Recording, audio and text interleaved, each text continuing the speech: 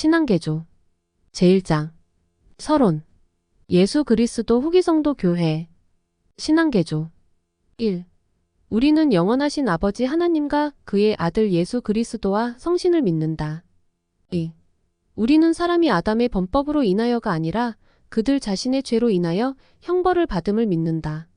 3.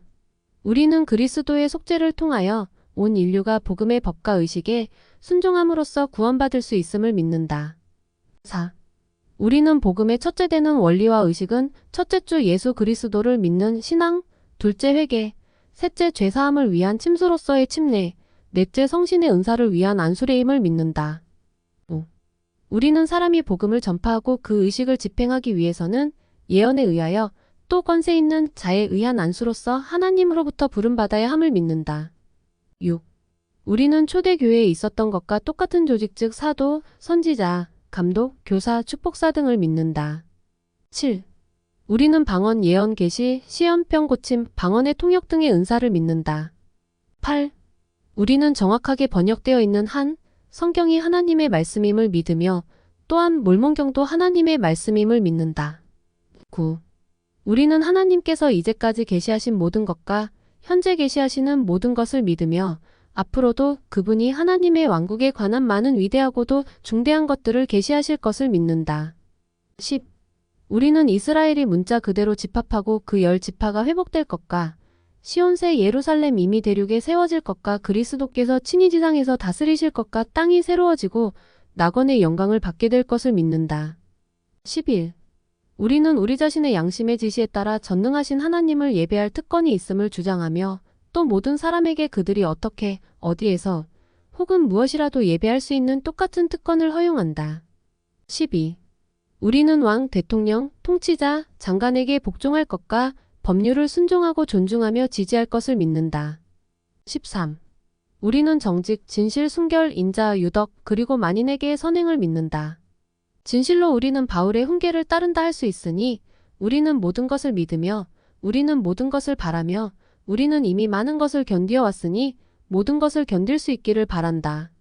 무엇이든지 유덕하고 사랑할 만하거나 혹 듣기 좋거나 혹 칭찬할 만한 일이 있으면 우리는 이것들을 구하여 마지 않는다. 조셉 스미스 신학 영어의 시알러지 신학라는 단어는 히라버의 그 어원을 두고 있는데 하나님을 뜻하는 티와 논설, 말씀을 뜻하는 로고즈에서 유래된 말이다.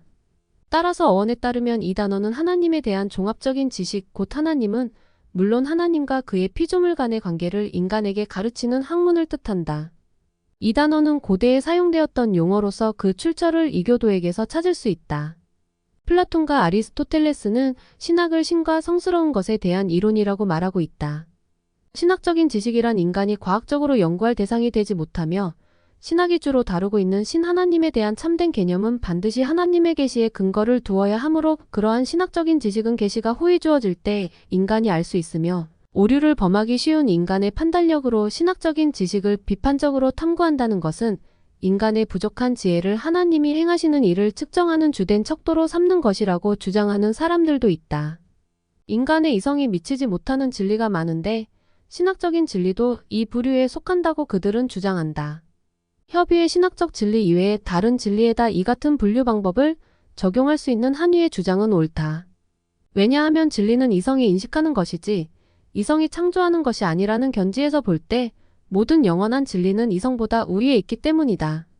그러나 진리란 이성으로 탐구하고 비교해야 한다. 신학 연구의 중요성 인간이 짧은 생애를 통하여 방대한 지식의 어느 부분을 완전하게 탐구하여 낸다는 일은 불가능한 일이다. 그러므로 인간이 가장 가치 있는 결과를 얻을 수 있는 분야를 탐구하는 데 노력을 집중하는 것이 현명한 일이다. 진리는 모두 매우 귀중하고 가치 있는 것이지만 적용면에서 볼 때 다른 것에 비할 수 없이 큰 가치를 지니고 있는 진리가 있다. 상업의 원리를 아는 것은 상인이 성공하는 데 필수 조건이요. 항해 법칙을 아는 것은 항해사의 필수 조건이요. 토양과 곡물과의 관계를 아는 것은 농부의 필수 조건이요. 수학의 원리를 아는 것은 기술자나 천문학자의 필수 조건이며 마찬가지로 하나님을 아는 것은 분별력과 판단력을 가진 모든 인간이 구원을 얻는 데 필수 조건이다. 그러므로 신학적인 지식의 가치를 과소평가해서는 결코 안 된다. 신학의 이해 과학에 궁극적인 한계가 있다면 그것은 인간이 탐구할 수 있는 능력이 미치지 못하는 것일 것이다. 신학은 지식의 근본이요 지혜의 근원인 신하나님을 다루고 절대자와 그 밖의 초자연적인 개체에 대한 존재의 증명을 다루며 하나님의 계시가 전달되는 조건과 그 방법을 다루고 천지 창조를 지배하는 영원한 원리를 다루며 여러 가지 방법으로 나타내는 자연의 법칙을 다루고 있다. 근본적으로 신학은 하나님과 종교를 다루는 학문이다. 신학은 관찰하여 밝혀진 진리를 질서 정연하게 제시하고 그것이 인생사에 적용되는 방법을 말해준다. 그렇다면 신학은 특히 영적인 것이라고 불리우는 것 이외의 사실을 다루는 것이다. 그것의 영역은 진리의 영역이다. 인류에게 이익을 주는 산업상의 추구, 인간을 기쁘게 하고 순화시켜주는 예술, 인간의 지성을 넓히고 높이는 학문. 이러한 것들은 영원하고 무한한 근원에서 이 지상으로 나온 방대한 진리의 작은 단편에 불과하다. 그러므로 신학을 완전히 연구한다는 것은 알려진 모든 진리를 탐구하는 것이라고 볼 수 있다. 하나님은 스스로 위대한 교사가 되셨다. 하나님은 몸소 나타나시거나 또는 그의 선택된 종을 통하여 그의 자녀인 인간을 가르치신다. 하나님은 아담에게 농사법을 가르치셨고 옷 찢는 법을 보여주셨으며 노아와 니파이에게는 배 만드는 방법을 알려주셨고 리하이와 니파이에게는 항해술을 가르치셨으며 육지와 바다를 여행할 때 방향을 지시해주기 위하여 자석의 힘보다 더 센 힘으로 움직이는 방향구 리아호나를 준비해 주셨고 모세에게는 건축법도 가르치셨다. 신학과 종교 이 두 가지는 서로 연관되어 있기는 하나 동일하지는 않다. 신학적인 지식에 정통한 사람도 종교적인 면에서나 심지어는 도덕적인 품성에서조차 크게 결여될 수도 있다. 신학이 이론이라면 종교는 실천이다. 신학이 교훈이라면 종교는 모범이다. 이 두 가지는 서로를 보완하여 완전해질 수 있다. 신학적인 지식은 종교적인 신앙과 실천을 강하게 해준다. 후기 성도가 받아들이는 신학은 예수 그리스도의 영원한 복음 계획 전반을 포함하고 있다. 학문으로서의 신학은 하나님과 인간과의 관계에 대한 체계적이며 종합적인 지식을 주로 지성으로 다루는 것이나 종교는 그러한 지식 또는 참된 믿음을 개인의 실생활에 적용하는 것이다. 공식화된 신앙 개조 대개 종파의 믿음과 의식은 일반적으로 신조에 명시되어 있다. 후기 성도는 끊임없는 계시를 받는다는 원리를 신앙의 근본으로 삼고 있기 때문에 이와 같은 공식화된 완전한 신조를 갖고 있지 않다. 말일의 경륜의 시대에 하나님의 부름과 사명을 받은 첫 번째 선지자이며 예수 그리스도 후기 성도 교회의 초대 회장이었던 조셉 스미스는 예수 그리스도 후기 성도 교회 신앙개조라고 알려진 13개 조항의 공식 선언을 요약된 교회 신조로 발표하였다. 여기에는 이 교회가 가르치는 복음의 근본적이며 독특한 교리가 포함되어 있다. 그러나 재구조에 우리는 하나님께서 이제까지 계시하신 모든 것과 현재 계시하시는 모든 것을 믿으며 앞으로도 그분이 하나님의 왕국에 관한 많은 위대하고도 중대한 것들을 계시하실 것을 믿는다. 라고 명시된 바와 같이 이것이 교회의 신조를 모두 밝힌 것이라고 생각해서는 안 된다. 신앙개조는 공포된 날부터 공식 선언으로 받아들여졌으며 1890년 10월 6일 연자대회에서 후기 성도는 이 신앙개조를 성도의 신앙과 행동의 지침으로 다시 받아들였다.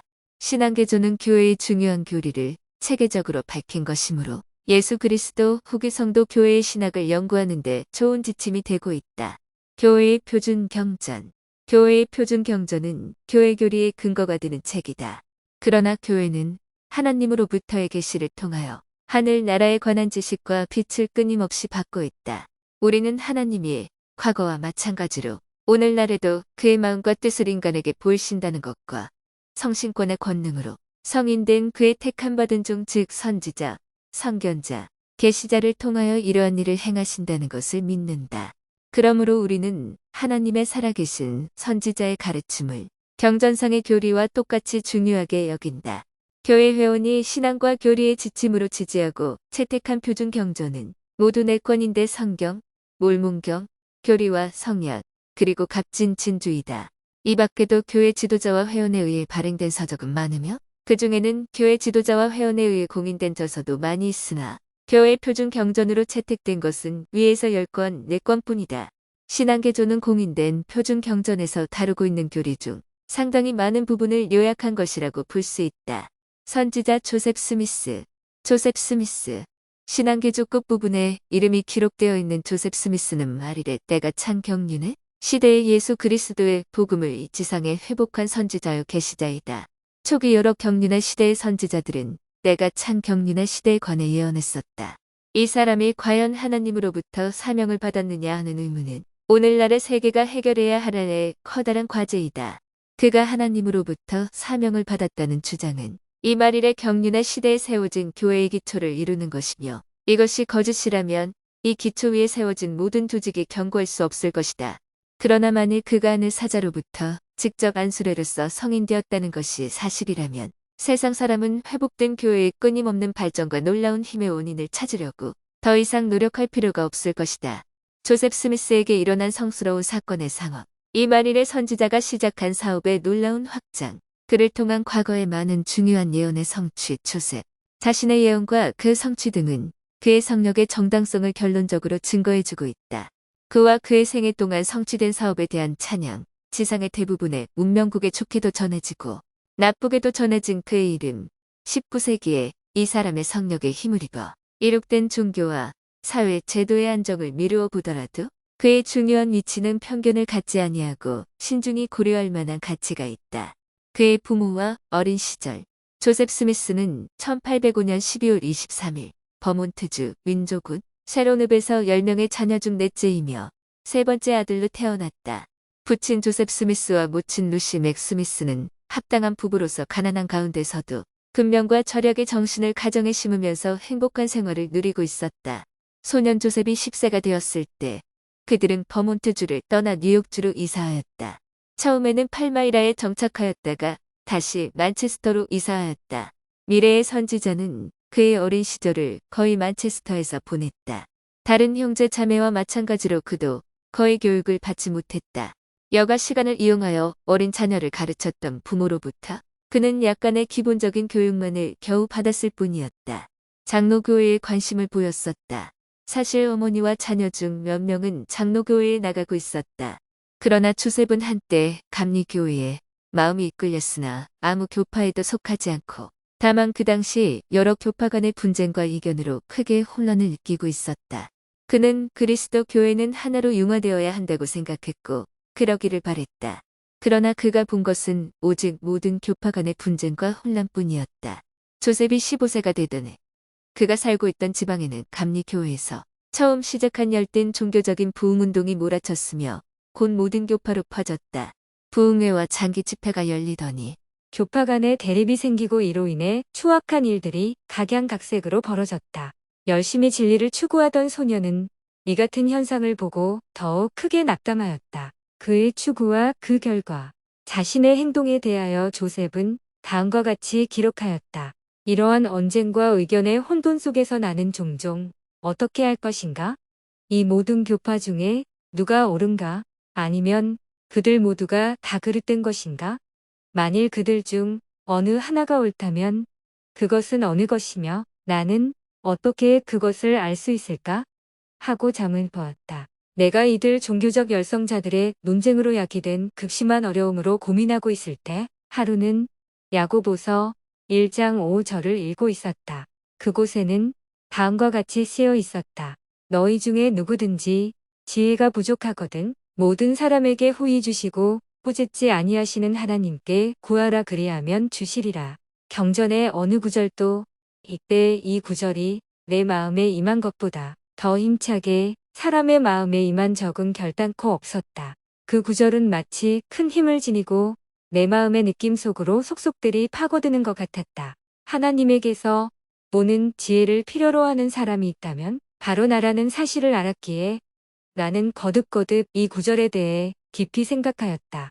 왜냐하면 어떻게 행동해야 할지 나는 몰랐고 또 내가 그때 가지고 있던 것 이상의 지혜를 얻을 수 있기 전에는 나는 결코 알 수 없을 것이기 때문이었다. 이것은 서로 다른 교파의 종교교사들이 같은 성경 구절을 너무나 서로 다르게 이해하여 성경에 호소하여 의문을 해결하는 것에 대한 모든 신념이 파괴되어 버렸기 때문이었다. 드디어 나는 암흑과 혼란 속에 머물든가 그렇지 않으면 야고보가 지시하는 대로 즉 하나님께 구하든가 해야겠다는 결론에 이르렀다. 나는 마침내 하나님께 구하기로 결심하였는데 이는 만일 하나님께서 지혜가 부족한 자에게 지혜를 주시되 후히 주시고 꾸짖지 아니하신다면 내가 해보리라고 결론 지었기 때문이었다. 그래서 이 결심 곧 하나님께 구하기로 한 나의 결심에 따라 나는 그렇게 해보고자 숲으로 들어갔다. 때는 1820년 이른 봄 아름답고 맑게 갯날 아침이었다. 내가 그러한 시도를 한 것은 나의 평생의 처음이었는데 이는 나의 모든 염려 중에서도 내가 아직 소리내어 기도하기를 시도한 적은 한 번도 없었기 때문이었다. 내가 이전에 가고자 계획했던 곳으로 들어간 뒤에 주위를 살펴 나 혼자임을 확인한 후 나는 무릎을 꿇고 내 마음의 소원을 하나님께 고하기 시작하였다. 그렇게 하기 시작하자마자 곧바로 나는 나를 완전히 압도하는 어떤 힘에 사로잡혔고 그 힘이 놀라운 영향력을 내게 미쳐 내 혀를 묶어서 나는 말을 할 수가 없었다. 캄캄한 어둠이 내 주위에 모여들었고 한동안은 내가 갑작스런 멸망을 당할 운명에 놓인 것만 같았다. 그러나 나를 사로잡은 이 원수의 힘에서 나를 건져내 주시도록 하나님을 부르고자 내 온 힘을 다하면서도 내가 막 절망 속으로 가라앉아 멸망해 상상 속의 멸망이 아니라 내가 어떠한 존재에게서도 전에 결코 느껴보지 못했던 놀라운 힘을 가진 보이지 않는 세계에서 온 어떤 실제적인 존재의 힘에 금방이라도 내 자신을 포기할 것 같은 바로 그 순간, 이 큰 공포의 순간에 나는 내 머리 바로 위에보다도 더 밝은 빛기둥을 보았으며 그 빛기둥은 점차 내려와 잇고 내게 임하였다. 그 빛기둥이 나타나자마자 나는 나를 결박했던 원소에게서 풀려났음을 깨달았다. 그 빛이 내 위에 머물렀을 때 나는 글로 표현할 수 없는 광채와 영광을 지닌 두 분이 내 위 공중에 서 계신 것을 보았다. 그중 한 분이 내 이름을 부르시면서 나에게 말씀하시는데 다른 한 분을 가리켜 말씀하시기를 이는 내 사랑하는 아들이니 그의 말을 들으라 하다. 내가 주께 묻기 위해 갔던 목적은 모든 교파 중에 어느 것이 옳은가를 알아 어디에 가입해야 할지를 알기 위한 것이었다. 그러므로 내가 정신을 차려서 말을 할 수 있게 되자마자 나는 즉시 내 위에 빛 가운데 서 계시는 두 분께 모든 교파 중에 어느 것이 옳으며 이때까지는 모두가 그르다는 생각을 내 마음에 품어본 적이 없었다. 내가 어디에 가입해야 할 것인가를 물었다. 내가 받은 대답은 그중 어디에도 가입해서는 안 된다는 것이었는데 이는 그들이 모두 그르기 때문이라는 것이었다. 나에게 말씀하신 분은 그들의 모든 신조는 그가 보시기에 가증하며 그 신자들은 모두 부패하였다고 말씀하시고 그들의 입술로는 나를 가까이 하나 그들의 마음은 내게서 멀리 떠났으며 그들은 사람의 계명을 교리로 가르치고 경건의 모양은 있으나 그 능력은 부인하는 도다라고 하셨다. 이와 같이 전례 없는 대화로 알게 된 지식을 어린 소녀는 가슴속에 비밀로 간직하고 있을 수 없었다. 소녀는 가족에게 이 영광스러운 사실을 말하는데 주저하지 않았다. 가족은 모두 조셉의 간증을 경건한 자세로 받아들였다. 다음에 조셉은 그를 개심시켜 자기 교파의 교리를 믿게 하려고 애를 썼던 목사들에게도 이 사실을 알렸다. 그러나 조셉을 놀라게 한 것은 그리스도에 대하여 가르치는 교사라고 자칭하는 그들이 그의 말을 경멸하면서 하나님으로부터에 계시는 이미 오래전에 끊어졌으며 만일 조셉이 시연을 보았다는 것이 사실이라면 그것은 사탄으로부터 나온 것이라고 말한 것이었다. 더 오기 전에는 모든 교파가 서로 적대감을 갖고 있었으나 이상하게도 하나의 목적으로 모든 교파가 함께 연합하여 어린 소년을 조롱하였고 소년의 단순하면서도 굳은 확신을 비난하였다. 이후까지도 동요되어 소년은 물론 그의 가족에게 극심한 박해를 가하기 시작하였다. 암살을 기도하는 자의 총탄이 그를 향해 날아들었다. 그러나 이러한 중에도 그는 부상 한 번 당하지 않았다. 점점 심해가는 박해 가운데서도 그는 조금도 굽히지 않고 하나님과 그의 아들을 보았다는 간증을 굳게 지켰다. 이와 같은 시련 중에서 그는 갈망했던 하늘로부터의 빛이나 지시를 더 이상 받지 못하고 3년을 지나게 되었다. 그는 자신의 연약함과 인간적인 약점을 통감하였다. 그는 주님 앞에 간절히 기도하여 자신의 불완전함을 인정하고 주님의 도움을 구했다. 천사의 방문 1823년 9월 21일 밤 자신의 죄에 대한 용서와 앞으로의 진로에 대한 지침을 간구하고 있을 때 그는 또 하늘로부터 온 사자의 방문을 받게 되었다. 그의 방이 밝은 빛으로 가득 차게 되었고 그 빛 가운데에 흰 옷을 입은 사람이 섰는데 그의 얼굴은 희고 광채로 빛났다. 하늘로부터 온 그는 자기가 하나님의 면전에서 보내심을 받아 온 사자 모로나이라고 밝히면서 소년이 해야 할 몇 가지 성스러운 일을 지시하기 시작했다. 천사는 하나님이 조셉에게 시키실 일이 있다고 전하면서 그의 이름이 곧 나라와 민족과 방언의 백성들에게 좋게도 전하여지고 나쁘게도 전하여지며 온 나라와 민족과 방언의 백성들의 입에 좋게도 오르내리며 나쁘게도 오르내리리라고 말하였습니다. 그분은 이 대륙에 먼저 살았던 백성들의 기사와 그들이 어디서 왔는가에 관한 기사가 금판에 기록된 책이 묻혀 있다고 전하면서 이 책에 구세주께서 친히 고대 주민들에게 전하신 바 온전한 복음이 또한 적혀 있다고 하였습니다. 그분은 또한 은퇴의 우림과 둠밈이라 불리우는 보석이 가슴판에 연결되어 금판과 함께 감추어졌다고 하시며 고대에는 이 보석들을 친히 사용하는 사람이 선견자가 되었으며 책을 번역하는 데 쓰이게 하시도록 하나님께서 이러한 것들을 마련하신 것이라고 했습니다. 모로나이 천사는 고대 경전에 기록된 몇 가지 예언을 다시 이야기하였는데 그 중에는 성경에 기록된 바와 약간 달리 인용한 것도 있었다.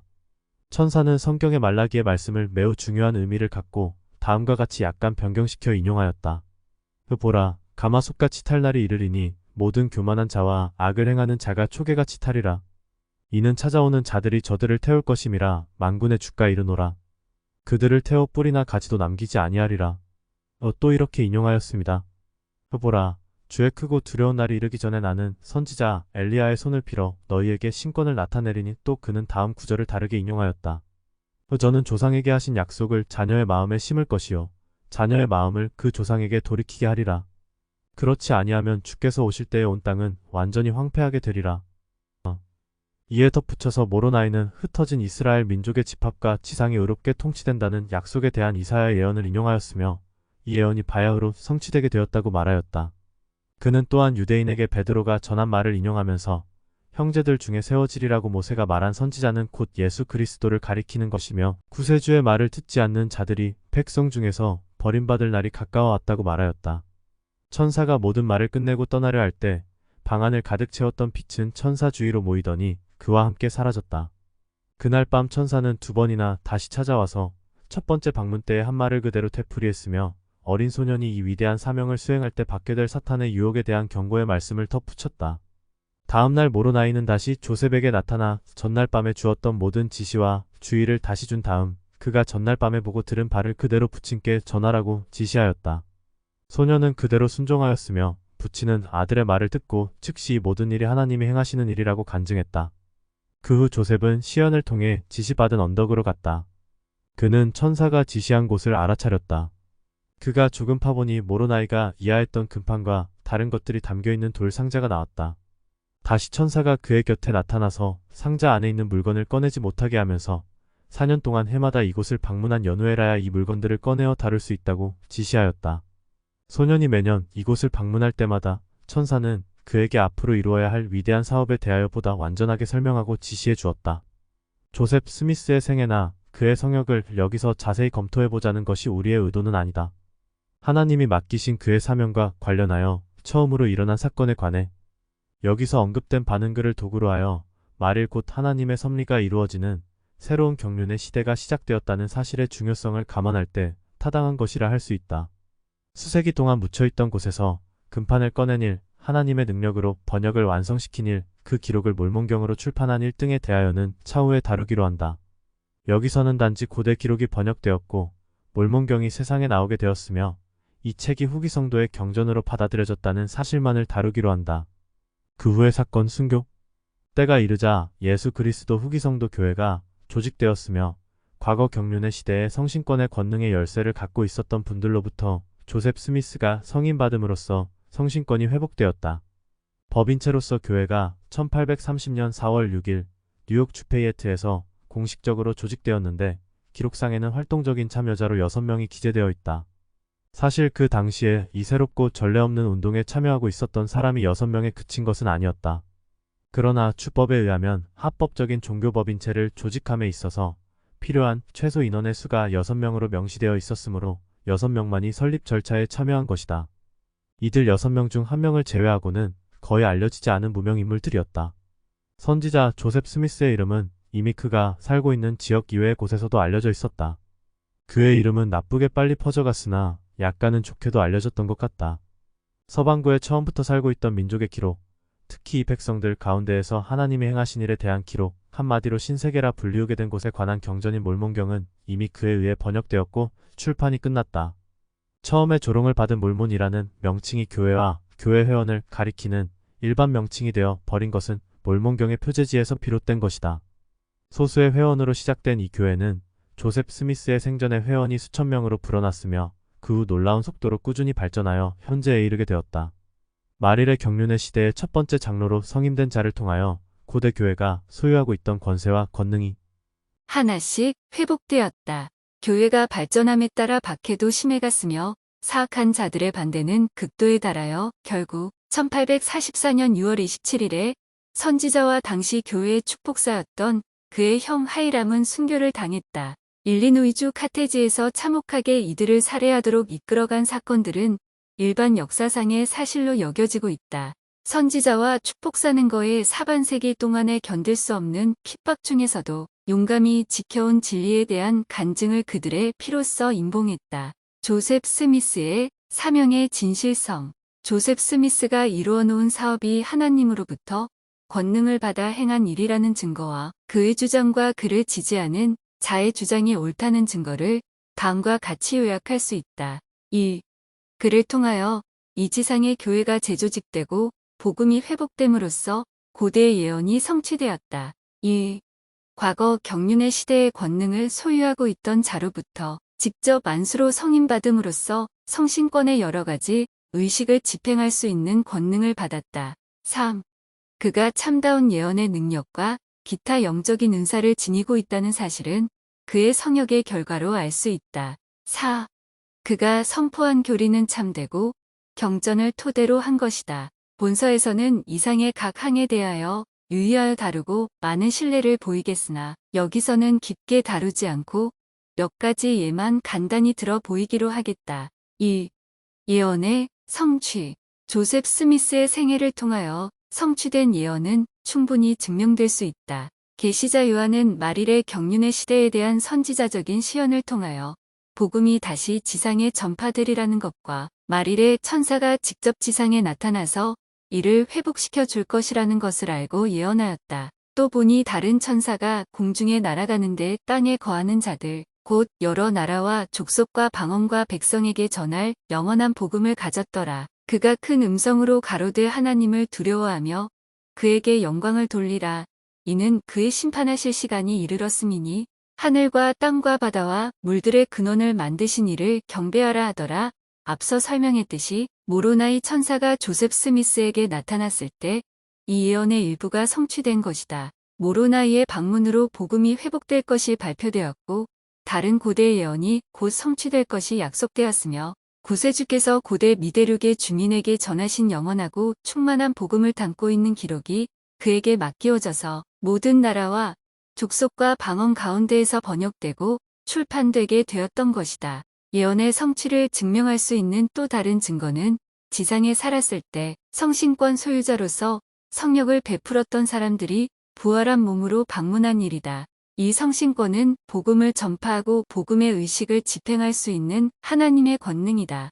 요한의 예언 중 마릴에 있을 일에 대비하여 회개하라는 외침과 마릴에 있을 하나님의 심판의 집행에 관한 예언은 문자 그대로 현재 급속도로 성취되고 있다. 말라기는 엘리야가 특히 조상과 자손 간의 협동으로 이루어야 할 사업을 시작해야 하는 권세를 갖고 다시 올 것을 예언하였으며 이 사명은 여호와의 크고 두려운 날을 대비하여 반드시 수행되어야 한다고 선포하였다. 앞서 설명했듯이 모로나이는 이 예언의 참됨과 중요성을 다시 강조하였다. 조셉 스미스와 그의 성역을 도운 올리버 카우드리는 1836년 4월 3일 오하이오주 커틀랜드의 성전에서 선지자 엘리야의 방문을 받았다고 엄숙하게 간증하였다. 그때 고대의 선지자는 마릴의 선지자에게 말라기가 예언한 날이 왔노라고 말하였다. 이 시언이 닥친 후에 또 다른 크고 영화로운 시언이 우리에게 갑자가 나타났는데 이는 죽음을 맛보지 아니하고 하늘로 들리운 선지자 엘리야가 우리 앞에 서서 이르기를 보라 말라기의 입으로 말한 바된 그때가 완전히 이르렀나니 그가 증거하기를 주의 크고 두려운 날이 이르기 전에 그 엘리야가 보내심을 받아 아버지의 마음을 자녀에게로 돌이키게 하고 자녀의 마음을 아버지에게로 돌이키게 하리라. 돌이키지 아니하면 두렵건대 온 땅이 저주로 치심을 당할까 하노라 하였느니라. 그러므로 이 경륜의 시대의 열쇠들이 너희 손에 맡겨지나니 이로써 너희가 주의 크고 두려운 날이 가까이 곧 문 앞에 이른 줄을 알 수 있으리라. 말라기, 모로나이, 그리고 엘리야가 크게 강조하였던 조상과 자녀 사이의 특별한 결속은 이 지상에서 복음을 알지 못했거나 율법과 의식을 지킬 기회를 받지 못하고 세상을 떠난 자들을 위한 침례를 포함한 대리 의식을 의미하는 것으로 설명된다. 예수 그리스도 후기 성도 교회 이외에는 이 교리를 가르치고 실행하는 교회가 없다. 고대 경전에는 말일에 있을 이스라엘의 회복과 그 백성들의 완악함으로 인하여 흩어져 나가게 되었던 나라와 땅으로부터 다시 집합하게 된다는 것에 대한 많은 예언이 실려 있다. 고대의 예언에서 집합의 사업을 크게 강조하고 중요성을 부여하였기 때문에 이스라엘의 출애굽 시대로부터 성서에서는 말일을 특히 집합이 성취되는 경륜의 시대라고 특징을 짓고 있다. 이스라엘 민족의 오랜 분산으로부터 모든 지파가 다시 집합하는 사업은 주 그리스도가 왕으로서 이 지상을 의롭게 다스리게 되는 때를 예비하여 이루어지는 사업이며 복천년의 전조로 성취되는 사업이다. 예루살렘이 위대한 왕의 도시로서 동방구에 다시 세워질 것이며 시온 곧 새 예루살렘이 미대륙에 세워질 것이다. 잃어버린 지파가 방랑 생활을 하던 북방으로부터 돌아오겠고 저주가 이스라엘에서 사라지게 된다. 조셉 스미스는 성령을 베풀던 초기부터 이스라엘의 집합을 교회의 임무로 강조하면서 가르쳤다. 이를 위해 일하는 것은 후기 성도들의 커다란 특징 중의 하나이다. 조셉 스미스와 올리버 카우드리는 이 집합의 사업은 모세의 경륜의 시대라고 알려진 시대에 이스라엘의 영도자로서 권능을 소유하였던 모세로부터 자기들을 통하여 교회에 맡겨진 사명임을 확인하였다. 1836년 4월 3일 커틀랜드 성전에 나타난 모세에 대하여 그들은 다음과 같이 간증하였다. 이 시온이 닫히고 난 후에 여러 하늘이 다시 우리에게 열리더니 모세가 우리 앞에 나타나 땅의 사방으로부터 이스라엘을 모으고 북방 땅으로부터 10지파를 인도해 내는 열쇠들을 우리에게 맡기더라. 이 사업을 시작하면서 가졌던 열의와 이미 이루어진 훌륭한 성과에 관하여 생각해 볼 때 우리는 이스라엘의 수만의 가족이 노키 산맥의 계곡으로 이미 세워진 주님의 성전 주위로 모였던 것을 생각하지 않을 수 없다. 열국 중에서 이스라엘의 백성이 마땅히 행하여야 할 행위에 관해 노래 한 시를 들어보자. 오라 우리가 여호와의 산에 올라가서 야곱의 하나님의 전에 이르자. 그가 그도로 우리에게 가르치실 것이라 우리가 그 길로 행하리라 하리니 이는 율법이 시온에서부터 나올 것이요 여호와의 말씀이 예루살렘에서부터 나올 것임이라. 후기 성도는 몰몬경의 출현을 예언의 성취로 간주한다. 고대의 신권의 권능을 부여받았던 이스라엘의 멸망을 예언하면서 이사야는 주님의 말씀을 다음과 같이 기록하였다. 내가 낮아져서 땅에서 말하며 내 말소리가 나직히 티끌에서 날 것이라. 내 목소리가 신접한 자의 목소리 같이 땅에서 나며 내 말소리가 티끌에서 지껄거리리라. 실로 몰몬경은 문자 그대로 땅에서 취하여진 것이므로 낮아진 백성이 티끌에서 지껄거리는 소리이다. 이 기록은 주전 6세기경의 기적적인 힘으로 미대륙으로 인도되어 간 조셉 지파 일부의 역사 기록인데 이 지파는 이스라엘 지파의 하나이다. 유다의 기록, 곧 성경을 증거해주는 조셉의 기록과 그 출현에 관하여 주님은 선지자 에스겔을 통하여 다음과 같이 말씀하셨다. 인자야 너는 막대기 하나를 취하여 그 위에 유다와 그 짝 이스라엘 자손이라 쓰고 또 다른 막대기 하나를 취하여 그 위에 에브라임의 막대기 곧 조셉과 그 짝 이스라엘 온 족속이라 쓰고 그 막대기들을 서로 연합하여 하나가 되게 하라. 내 손에서 둘이 하나가 되리라. 내 민족이 내게 말하여 이르기를 이것이 무슨 뜻인지 우리에게 고하지 아니하겠느냐 하거든. 너는 곧 이르기를 주 여호와의 말씀에 내가 에브라임의 손에 있는 바 조셉과 그 짝 이스라엘 지파들의 막대기를 취하여 유다의 막대기에 붙여서 한 막대기가 되게 한즉 내 손에서 하나가 되리라. 다음 구절에는 유다의 기록과 조셉의 기록의 증거가 하나가 되면 곧 이스라엘의 집합과 회복이 따르게 된다는 예언이 나온다. 이제 두 기록이 세상에 나와 영원한 복음을 증거하며 집합을 위한 사업 이효과적으로 진행되고 있다. 만일의 복음의 경륜의 시대는 회복의 경륜의 시대 곧 때가 찬 경륜의 시대가 된다는 사실을 경전에서 분명하게 찾을 수 있다. 바울은 이것을 주님의 기쁨이라고 다음과 같이 말하였다. 곧 그 기쁘심을 따라 그리스도 안에서 때가 찬 경륜을 위하여 예정하신 것이니 하늘에 있는 것이나 땅에 있는 것이 다 그리스도 안에서 통일되게 하려 하심이라. 이와 비슷한 예언은 선지자 니파이의 말에서도 찾아볼 수 있다. 그런즉 사람의 자녀들에게 밝혀졌던 모든 것이 그날에 밝혀질 것이며 사탄이 오랫동안 더 이상 사람의 자녀들의 마음을 다스릴 권능을 갖지 못하리라. 이제 내 사랑하는 형제들아, 나의 말을 마치노라. 또한 베드로도 이와 비슷한 내용으로 다음과 같이 가르치고 있다. 그러므로 너희가 회개하고 돌이켜 너희 죄 없이 함을 받으라. 이같이 하면 유쾌하게 되는 날이 주 앞으로부터 이를 것이요 또 주께서 너희를 위하여 예정하신 그리스도 곧 예수를 보내시리니 하나님이 영원 전부터 거룩한 선지자의 입을 위탁하여 말씀하신 바 마녀를 회복하실 때까지는 하늘이 마땅히 그를 받아들이라. 조셉 스미스가 나와 때가 찬 경륜의 시대 곧 만유의 회복의 시대를 시작하게 하는 권능이 자기에게 부여되었으며 자기를 열쇠와 통하여 교회는 고대의 교회가 지니고 행사했던 신권의 권능을 부여받게 되었다고 선언했다. 교회는 때가 찬 경륜의 시대에 있어서 마지막 날 마지막으로 이 신권의 권능을 부여받았느니라. 너희가 지닌 그 권능은 세상의 시작부터 어느 시대이든지 경륜의 시대를 위임받은 모든 자에게 관련이 있나니 이러한 권능을 실제로 소유하고 있다는 사실은 현재 진행되고 있는 교회의 광범위한 사업에서 잘 증명되고 있다. 2. 조셉 스미스의 권능. 조셉 스미스의 권능은 하늘의 사자들로부터 직접 부여된 것이었으며 그에게 그와 같은 권능을 부여했던 자들은 모두 한때는 지상에서 똑같은 권능을 소유하고 행사하였던 자들이었다. 우리는 이미 과거 니파이인 가운데에서 선지자였던 모로나이 천사가 조셉에게 나타나서 그가 1400년 전에 묻어놓았던 기록의 출현을 약속해준 사실을 알고 있다. 이외에 우리는 1829년 5월 15일 올리버 카우드리와 조셉 스미스는 불사불멸의 상태로 아르 신권을 지니고 온 침례 요한의 안수례로서 소신권 즉 아르 신권을 부여받았다는 사실도 알고 있는데 이 특별한 신권의 반차는 천사의 성역, 회개, 제사함을 위한 침례의 열쇠를 포함하고 있다. 이 요한은 메시아의 길을 예비하기 위해 광야에서 외치는 한 소리로서 유대에서 꽃같은 교리를 전파하였으며 똑같은 의식을 집행했던 요한이었다. 침례 요한은 자기가 대신권 즉 멜기세텍 신권의 열쇠를 소유하고 있는 주님의 제자 베드로, 야고보, 요한의 지시에 따르고 있으며 이 대신권도 때가 되면 부여될 것이라고 말하여 주었다. 이 약속은 약 1개월 후에 성취되어 앞서 말한 사도들은 조셉 스미스와 올리버 카우드리를 방문하여 사도의 직분에 성임하였다. 이 사도의 직분에는 대신권 반차의 모든 직분과 복음의 모든 의식을 집행하는 권능이 포함된다. 교회가 조직된 뒤 얼마 후 어떤 특별한 사명이 주어질 때마다 임명되어 나타난 하늘의 사자는 모두 과거 지상에서 그와 똑같은 권능으로 똑같은 일을 행사하였던 자들이었다.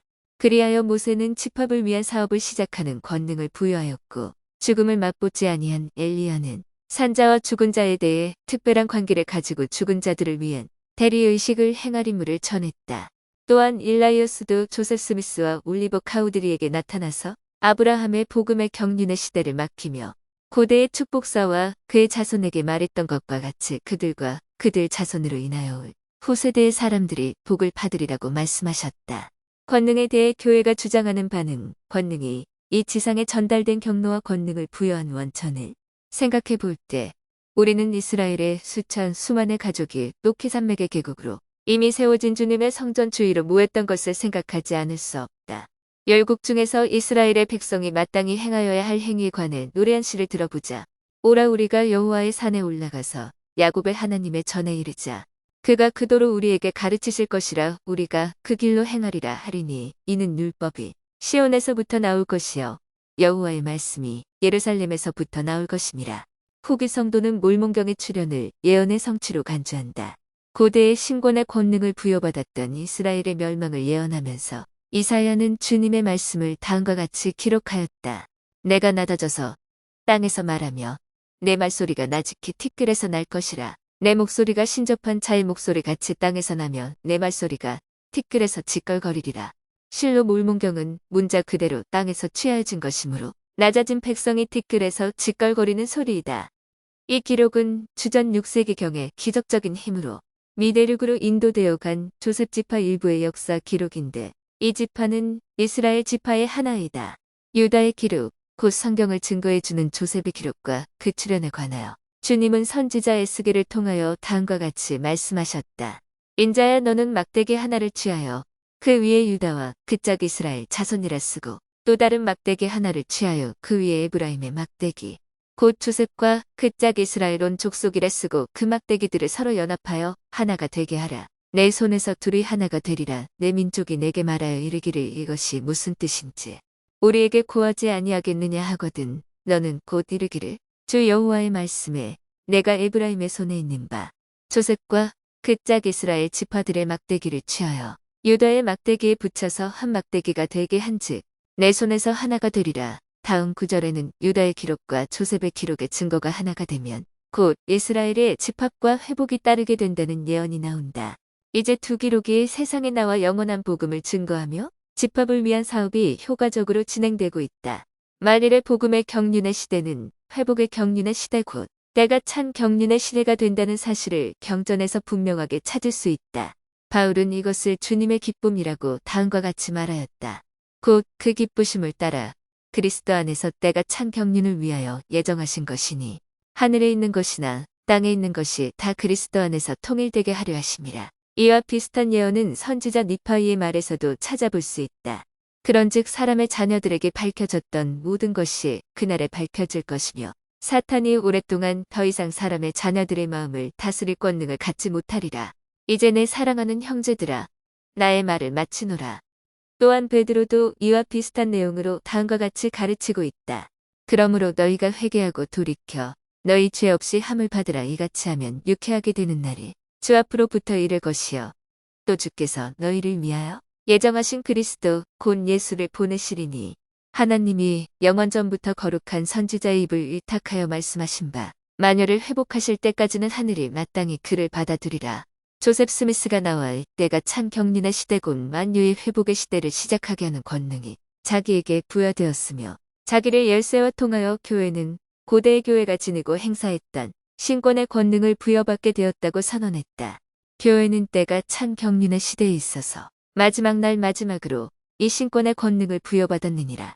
너희가 지닌 그 권능은 세상의 시작부터 어느 시대이든지 경륜의 시대를 위임받은 모든 자에게 관련이 있나니 이러한 권능을 실제로 소유하고 있다는 사실은 현재 진행되고 있는 교회의 광범위한 사업에서 잘 증명되고 있다. 2. 조셉 스미스의 권능. 조셉 스미스의 권능은 하늘의 사자들로부터 직접 부여된 것이었으며 그에게 그와 같은 권능을 부여했던 자들은 모두 한때는 지상에서 똑같은 권능을 소유하고 행사하였던 자들이었다. 우리는 이미 과거 니파이인 가운데에서 선지자였던 모로나이 천사가 조셉에게 나타나서 그가 1400년 전에 묻어놓았던 기록의 출현을 약속해준 사실을 알고 있다. 이외에 우리는 1829년 5월 15일 올리버 카우데리와 조셉 스미스는 불사불멸의 상태로 아러 신권을 지니고 온 침례 요한의 안수례로서 소신권 즉 아러 신권을 부여받았다는 사실도 알고 있는데 이 특별한 신권의 반차는 천사의 성역, 회개, 제사함을 위한 침례의 열쇠를 포함하고 있다. 이 요한은 메시아의 길을 예비하기 위해 광야에서 외치는 한 소리로서 유대에서 꽃같은 교리를 전파하였으며 똑같은 의식을 집행했던 요한이었다. 침례 요한은 자기가 대신권 즉 멜기세텍 신권의 열쇠를 소유하고 있는 주님의 제자 베드로, 야고보, 요한의 지시에 따르고 있으며 이 대신권도 때가 되면 부여될 것이라고 말하여 주었다. 이 약속은 약 1개월 후에 성취되어 앞서 말한 사도들은 조셉 스미스와 올리버 카우드리를 방문하여 사도의 직분에 성임하였다. 이 사도의 직분에는 대신권 반차의 모든 직분과 복음의 모든 의식을 집행하는 권능이 포함된다. 교회가 조직된 뒤 얼마 후 어떤 특별한 사명이 주어질 때마다 임명되어 나타난 하늘의 사자는 모두 과거 지상에서 그와 똑같은 권능으로 똑같은 일을 행사하였던 자들이었다. 그리하여 모세는 집합을 위한 사업을 시작하는 권능을 부여하였고 죽음을 맛보지 아니한 엘리야는 산자와 죽은 자에 대해 특별한 관계를 가지고 죽은 자들을 위한 대리의식을 행할 임무를 전했다. 또한 일라이어스도 조셉 스미스와 올리버 카우드리에게 나타나서 아브라함의 복음의 경륜의 시대를 맡기며 고대의 축복사와 그의 자손에게 말했던 것과 같이 그들과 그들 자손으로 인하여 올 후세대의 사람들이 복을 받으리라고 말씀하셨다. 권능에 대해 교회가 주장하는 바는 권능이 이 지상에 전달된 경로와 권능을 부여한 원천을 생각해 볼 때 완전하며 또한 정당하다는 것이 분명하다. 고대와 현대의 경전과 계시는 아무도 자신이 소유하고 있지 않은 권능을 다른 사람에게 위임할 수 없다는 원리를 불변의 율법으로 지지하고 있다. 참된 선지자 조셉 스미스. 고대 이스라엘 시대의 자칭 선지자라고 하는 자의 주장을 시험하는 효과적인 방법이 다음과 같이 설명되어 있다. 만일 선지자가 있어서 여호와의 이름으로 말한 일에 증언도 없고 성취함도 없으면 이는 여호와의 말씀하신 것이 아니요 그 선지자가 방자의 한 말이니 너는 그를 두려워 말지니라. 반대로 선지자의 말이 그대로 성취되었다면 적어도 그가 하나님의 부름을 받았다는 사실이 증명될 것이다. 이미 성취되었거나 앞으로 성취될 조셉 스미스의 많은 예언 중에서 몇 가지를 언급하는 것으로 족할 것이다. 그의 초기 예언 중에서 그가 직접 말하지는 않았으나 모로나이 천사의 입을 빌어 세상에 전한 예언으로 몰문경에 관한 것이 있다. 이 기록의 내용은 하늘 아래의 모든 나라와 족속과 방언과 백성에게 전해질 것이다. 이 예언이 있은 지 4년 후에 몰문경 번역이 시작되었고 14년 후에는 장로들이 외국에서 선교 사업을 시작하게 되었다. 그 후로 몰문경은 세계 각국어로 번역되었으며 지금도 몰문경은 전 세계로 보급되고 있다. 1842년 8월 교회가 일리노이주에서 핍박을 당하고 지금의 미국 서부 지역이 거의 알려져 있지 않았으며 다만 이방 지대로 알려져 있었을 때의 조셉 스미스는 성도들이 계속 많은 핍박을 당할 것이며 로키 산맥으로 쫓겨나게 될 것이다 라고 예언하였다. 교회에 대한 충성을 다하겠다고 공언한 자들 중에 배도하는 자들이 있겠고 간증을 굳게 지키는 자들이 순교를 당할 것이며 살아남는 자들은 정착하고 도시를 건설하는 것을 돕고 로키 산맥에서 강한 백성이 되는 것을 보리라고 예언하였다. 교회가 서부로 이주하기 16년 전인 1831년에 행하였진 예언에 의해 미리 알려진 것으로 이주하기 5년 전인 1842년에 행하여진 이의 예언이 문자 그대로 성취되었다는 사실은 한때 황폐하게 버려졌던 지역의 정착과 발전의 산 역사에서도 증명되고 있다. 교회에 대한 회의주의자나 공공연한 반대자들도 로키 산맥 계곡에 위대한 복지사회가 설립된 기적을 인정하고 있다. 1832년 12월 25일 조셉 스미스는 국사에 관계되는 놀라운 계시를 받아 예언하였다. 이 예언은 교회 회원들에게 발표되었고 장로들에 의하여 전파되었으나 이것이 인쇄된 것은 1851년이었다. 계시의 일부를 소개하면 다음과 같다. 진실로 주가 속히 일어나게 될 전쟁에 관하여 이같이 이르노라. 그 전쟁은 사우스 캐롤라이나 주의 반란으로 시작되어 마침내는 많은 사람을 죽음과 비참으로 이끈 후 끝나게 되리라. 그리고 전쟁이 이곳에서 시작되어 모든 나라들 위에 쏟아질 때가 오리라. 다시 말하거니와 보라. 남부 여러 주는 북부 여러 주를 대적하여 나뉠 것이요. 남부 여러 주는 다른 나라들 곧 소위 대영 제국이라 하는 나라에 도움을 청할 것이요. 또 그들도 다른 나라로부터 자신들을 방어하려고 다른 나라에게 도움을 청하리니 그리하면 전쟁은 모든 나라 위에 쏟아지게 되리라. 그리고 이같이 되리니 많은 날이 지난 후에 노예들이 그 주인들을 대적하여 일어날 것이요. 이들은 대열을 지어 전쟁 훈련을 받으리라.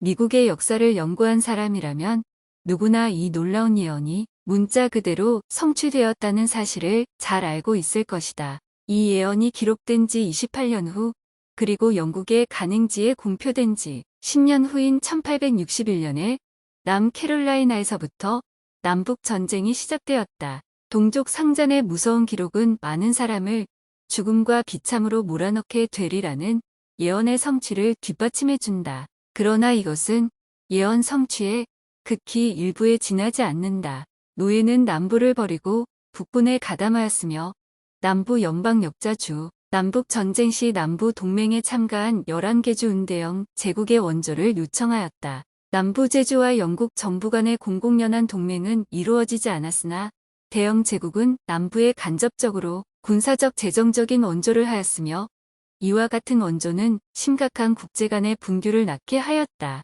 남부 연방을 위하여 영국의 항구에서는 배를 만들고 배에다 장비를 갖추었다. 이와 같이 중립법규를 위반한 결과로 영국 정부는 1,550만 달러의 배상금을 물게 되었다. 이 배상금은 엘라베마우 사건을 다룬 제네바 중재재판으로 미합 중국에 상환되었다. 남부 연방은 대영 제국과 프랑스에 보낼 사절을 임명하였다. 그러나 미합 중국의 관리는 그들이 옳은 영국 기선에서 그들을 강제로 끌어내렸다. 미합 중국 정부가 명백히 인정해야 했던 이 행위로 말미암아 두 나라 간에는 한동안 전쟁이 일어날 위기가 감돌았다. 1832년 12월 25일 선지자 조셉 스미스를 통하여 주어졌던 앞서의 전쟁에 관한 예언과 계시에 대하여 자세히 연구하면 미국의 남부와 북부 간의 투쟁은 분쟁과 유혈의 새로운 시대의 시초에 지나지 않았다는 것을 명확하게 알 수 있다. 주님은 전쟁이 남캐롤라이나의 반란으로 시작되리라고 분명하게 말씀하셨으며 다시 전쟁이 이곳에서 시작하여 드디어 모든 국민을 휩쓸 때가 오리라고 말씀하셨다. 1914년부터 1918년까지 계속된 제1차 세계대전은 직접적으로 혹은 간접적으로 지상의 모든 국가를 전쟁에 휩쓸어 넣었으며 이 무서운 전쟁의 여파로부터의 회복이란 인간의 생각으로는 거의 불가능하게 보였다. 많은 국가가 양단되거나 완전히 파괴되었고 왕자는 무너졌으며 왕관은 금과 보석으로서의 가치 이외의 모든 가치를 상실해버렸다. 더욱이 새로운 정부들이 조직되었고 그야말로 하루아침에 새로운 국가들이 탄생하였다. 자연은 경로하고 있고 우리가 자연현상이라고 부르는 것은 인간이 지금까지 작성한 모든 기록에서 보는 것보다 더 강한 파괴력을 지니고 있지만 진정한 의미에서의 종말은 아직 도래하지 않고 있다. 선지자 조셉 스미스를 통하여 주신 다음과 같은 주님의 말씀은 결코 번복되지 않았다. 그리고 이같이 칼과 피 흘림으로 땅의 주민은 애통할 것이요. 기근과 역병과 지진과 하늘의 우레와 또한 맹렬한 번쩍이는 번개로 땅의 주민은 전능하신 하나님의 진노와 분노와 징계하시는 손길을 느끼게 되리니 마침내는 선포된 소멸이 모든 나라의 완전한 종말을 이룰 것이요. 조셉 스미스를 통하여 주어진 이 계시에는 아직 성취되지 않은 예언도 있다. 조셉 스미스가 고대의 주님의 선지자들이 말한 예언을 성취하는데 도구의 역할을 하였다는 점에서 모든 인간 중에서 뛰어난 사람이라는 것과 그의 선지자로서의 위치가 충분히 입증되었다는 것은 이상의 몇 가지 예에서 충분히 증명되었다. 그러나 이 말일에 일라이어스에게 그토록 풍부하게 부여되었고 또한 그에 의해 그토록 자유롭고 정확하게 표현되었던 예언의 은사는 그가 받은 많은 영적인 은사의 하나에 불과한 것이었으며 이 많은 영적인 은사로서 그는 그로부터 신권을 받은 다른 많은 사람과 함께 뛰어난 인물이 되었던 것이다. 경전에는 그리스도의 교회에는 특별한 표적이 따르게 된다고 기록되어 있다. 그러한 표적에는 방언의 은사, 병고침의 은사, 사경에서 보호를 받는 은사, 악령을 내어 쫓을 은사 등이 있다. 일반적으로 기적이라고 말하는 이와 같은 권세 행사가 반드시 하나님의 권능에 의해 행하여진 것이라고 단정할 수는 없다. 왜냐하면 참된 선지자 중에도 그와 같은 기적을 행하지 못한 사람이 있는가 하면 반면에 기록에 의해 악령의 권세로 그와 같은 기적을 행한 자도 있기 때문이다. 그러나 이와 같은 기적을 행하는 권능이 있다는 것은 교회의 주요한 특징이 아닐 수 없다. 이와 같은 행위가 성스러운 목적으로 행하여질 때 이것은 분명히 하나님의 권능에 의해 행하여진 것이다. 그러므로 우리는 조셉 스미스의 성역과 교회의 전반적인 성역에서 살펴본 바와 같이 약속된 성령의 모든 은사가 주어진 사실이 실려있는 기록, 즉 기적에 관한 증명된 기록을 찾아볼 수 있다. 4. 조셉 스미스가 가르친 교리. 조셉 스미스가 가르친 교리와 교회가 가르친 교리는 참되고 경전을 토대로 한 것이다. 이를 입증하기 위하여 우리는 교회의 주요 가르침을 하나하나 공부해야 한다.